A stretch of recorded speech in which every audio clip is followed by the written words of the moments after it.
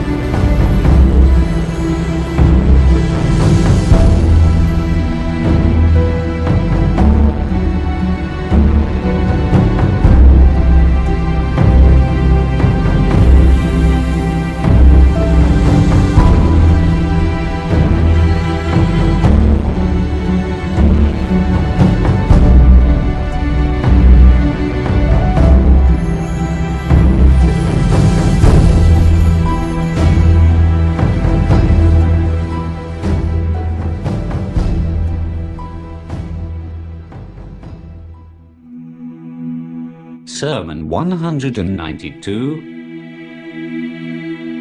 It is related that a companion of Imam Ali, peace be upon him, called Imam, who was a man devoted to worship, said to him, "O Imam Ali, describe to me the pious man in such a way as though I see them." Imam Ali avoided the reply and said, "O Imam, fear God and perform good acts, because God is with those who guard themselves against evil, and those who do good to others." Imam was not satisfied with this, and pushed him to speak. Thereupon, Imam Ali praised God, and extolled him, and sought his blessings on the Holy Prophet, and then spoke. "Now then, God the Glorified, the Sublime, created the things of creation. He created them without any need for their obedience, or being safe from their sinning, because the sin of anyone who sins does not harm him, nor does the obedience of anyone who obeys him benefit him. He has distributed among them their livelihood, and has assigned them their positions in the world. Thus, the God-fearing in it are the people of distinction. Their speech is to the point, their dress is moderate, and their gait is humble. They keep their eyes closed to what God has made unlawful for them, and they put their ears to that knowledge which is beneficial to them. They remain in the time of trials, as though they remain in comfort. If there had not been fixed periods of life ordained for each, their spirits would not have remained in their bodies, even for the twinkling of an eye, because of their eagerness for the reward and fear of chastisement. The greatness of the Creator is seated in their heart, and so everything else appears small in their eyes. Thus to them paradise is as though they see it, and are enjoying its favors. To them hell is also as if they see it, and are suffering punishment in it. Their hearts are grieved, they are protected against evils. Their bodies are thin, their needs are scanty, and their souls are chaste. They endured hardship for a short while, and in consequence they seek comfort for a long time. It is a beneficial transaction that God made easy for them.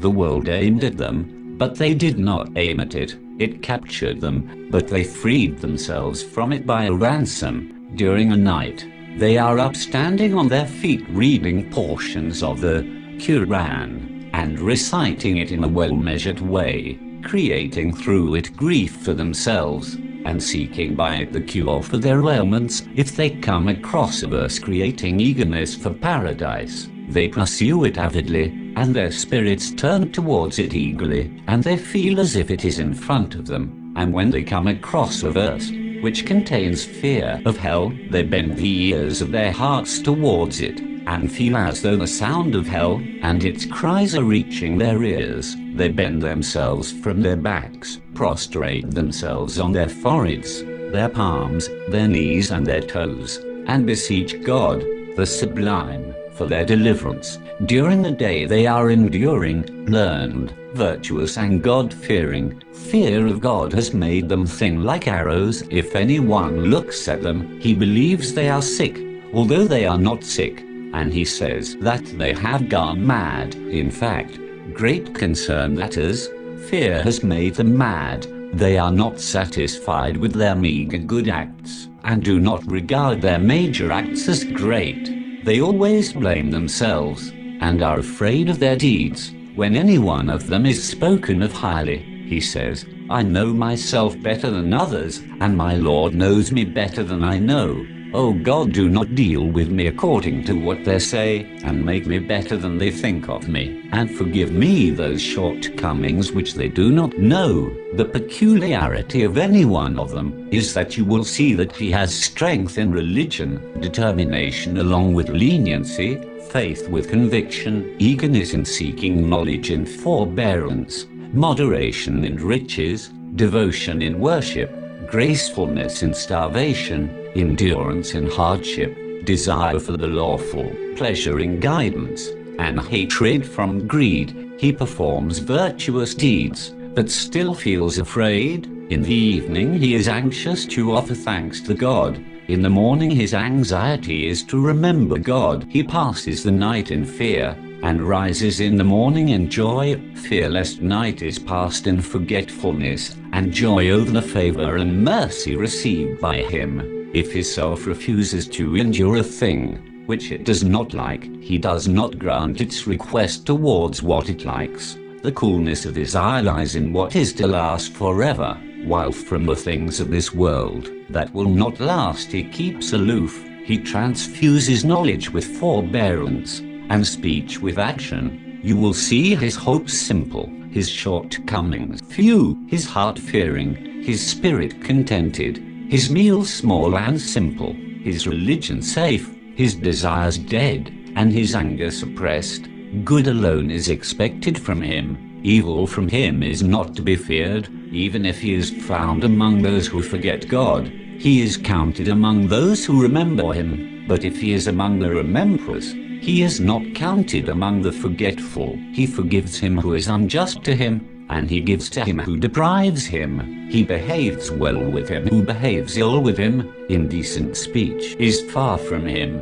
His utterance is lenient. His evils are non-existent. His virtues are ever present. His good is ahead, and mischief has turned its face from him. He is dignified during calamities, patient in distresses, and thankful during ease. He does not commit excess over him whom he hates, and does not commit sin. For the sake of him whom he loves, he admits truth. Before evidence is brought against him, he does not misappropriate what is placed in his custody, and does not forget what he is required to remember. He does not call others bad names. He does not cause harm to his neighbor. He does not feel happy at others' misfortunes. He does not enter into wrong, and does not go out of right. If he is silent, his silence does not grieve him. If he laughs, he does not raise his voice, and if he is wronged, he endures till God takes revenge on his behalf.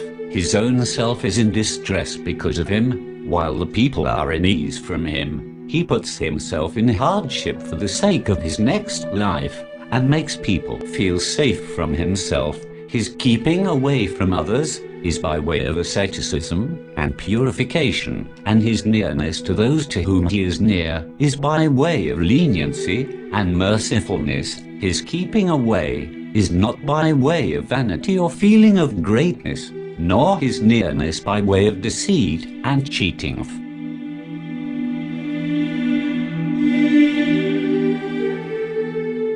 It is related that Imam passed into a deep swoon, and then expired. Then Imam Ali, peace be upon him, said, "Verily, by God, I had this fear about him." Then he added, "Effective advices produce such effects on receptive minds." Someone said to him, "O Imam Ali, how is it you do not receive such an effect?" Imam Ali replied, "Woe to you, For death there is a fixed hour, which cannot be exceeded, and a cause which does not change. Now look, never repeat such talk, which Satan had put on your tongue.